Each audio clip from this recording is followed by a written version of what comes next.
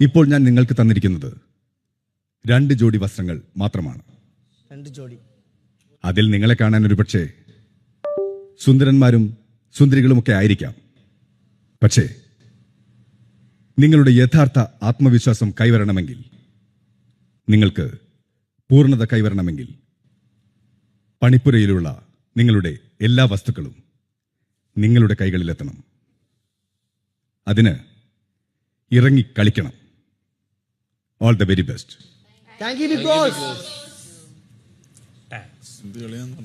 task